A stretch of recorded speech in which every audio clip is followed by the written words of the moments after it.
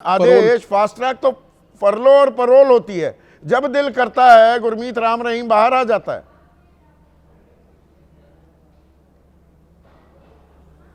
देखिए, इसके बहुत सारे पहलू हैं संदीप जी। पहला पहलू तो है कि हरियाणा सरकार जिस तरीके से राम रहीम को बार बार पैरोल देती है, उसका कारण ये है कि लगभग हरियाणा की 30-35 सीटों पे उनका प्रभाव है, जहां उनका एक वोट बैंक है।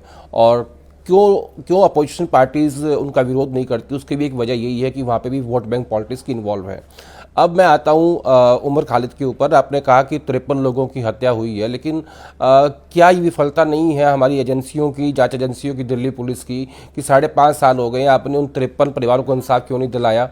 और एक बात बताऊँ संदीप जी मैं, कि जब इस देश में किसी के साथ अन्याय होता है ना, तो वो एक बात कहता है कि तेरे को कोर्ट में देख लूँगा। तो इस देश के तमाम माइल रोड्स का, सेशन कोर्ट से लेकर सुप्रीम कोर्ट तक, ये उनको ये भरोसा देना चाहिए इस देश की जनता को, कि जब एक आदमी ये कहता है तेरे को कोर्ट में देख लूंगा, कि वो भरोसा टूटना नहीं चाहिए, चाहे वो राम रहीम का मामला हो, चाहे वो सामाजिक विमर्श, सोशल डिस्कोर्स ऐसा हो रहा है। मान लीजिए, एक सेकंड रुकिए।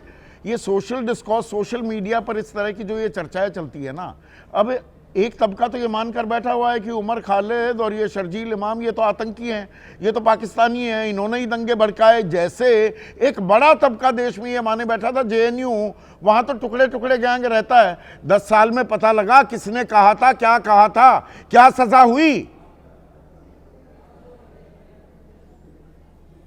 कन्हैया कुमार के ऊपर वो आरोप थे टुकड़े टुकड़े गैंग वाले, आज तक वो साबित नहीं हो पाया, और बाद में पता लगा कि वो जो वीडियो थी वो फैब्रिकेटेड थी।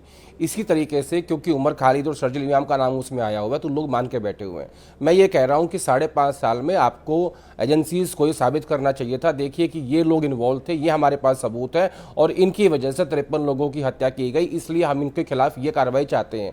और सुप्रीम कोर्ट को भी उसमें, मतलब अभी तक तो इनको कन्विक्ट कर देना चाहिए था। 5.5 अगर ये दोषी हैं तो टांग दो। मुझे लगता है कि स्टार्टिंग के नहीं, देश की राजधानी दिल्ली में दंगा होता है, अमेरिका के प्रेसिडेंट ट्रंप आपकी राजधानी में मौजूद है, और उस केस में तब से आप लगे 5.5 साल हो गए, आपको ही पता नहीं है कि दिल्ली में दंगा करवाया किसने। क्या मजाक चल रहा है? क्या कर रही है एजेंसीज हमारी? यानी इसमें भी कहीं ना राजनीति इन्वॉल्व रहती है हर जगह पे। अरे भाई, 53 लोगों की जान अगर देश की राजधानी में गई है, तो आप उनको अगर सजा नहीं दे पा रहे हो, इंसाफ नहीं दिला पा रहे हो, तो चित्रांश गौरव हैं आदेश, सीतापुर वासी हैं, वो कह रहे हैं कोई ऐसा कानून क्यों नहीं बनता जिसमें जांच एजेंसियों की जवाबदेही भी तय हो, ताकि समय पर ट्रायल शुरू हो सके। ये यूएपीए में जितनी कार्रवाई होती है, दोषी तो 4 या 5% मिलते हैं, 1.5%। ये मैं पिछले 5 साल का आंकड़ा इसीलिए पेश किया। सिर्फ किसी को गिरफ्तार कर लेना आपकी जिम्मेदारी खत्म नहीं होती। 4.5% के आसपास है। मैं वही कह रहा हूँ, सेम हाल पीएमएलए का है, सेम हाल एनएसए का है। ये तो तमाम कानून बनाए गए हैं, सरकारों ने अपनी सहूलियत के हिसाब से बनाया है, चाहे सरकार अब की हो या इससे पहले की हो। तो लेकिन मैं ये कहना चाहता हूँ कि एजेंसीज के ऊपर भी कोई ना कोई एक वॉचडॉग होना चाहिए, उनकी जवाबदेही होनी चाहिए। सुप्रीम कोर्ट को उनसे आज पूछना चाहिए था कि भैया आपने 5.5 साल क्यों लिए, आज तक हमें ये नहीं पता है कि 53 लोगों की हत्या का दोषी कौन है। और अगर सही मायने में उमर खालिद है, शर्जील इमाम है, तो आप सबूत पेश करिए और उनको कन्विक्ट कीजिए। अभी तक तो वो सजा काट रहे होते।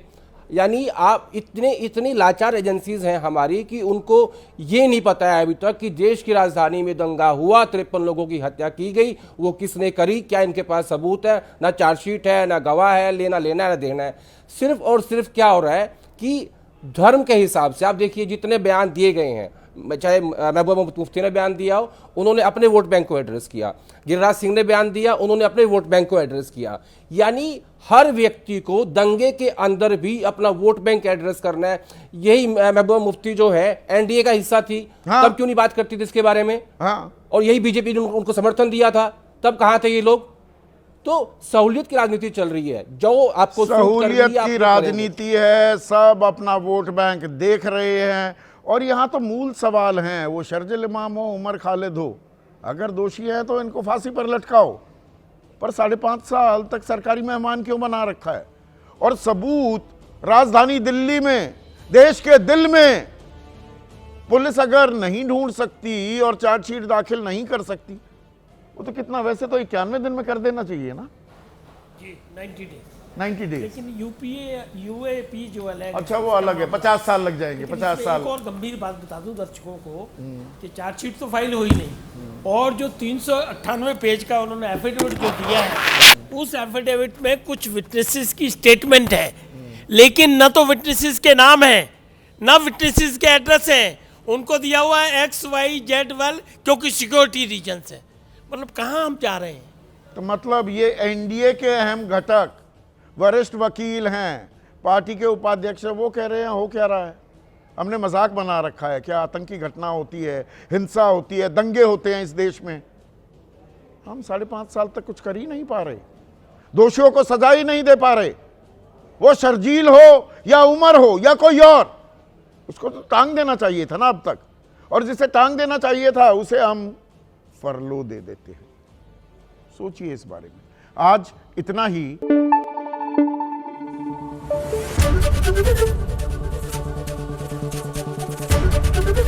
एबीपी न्यूज आपको रखे आगे।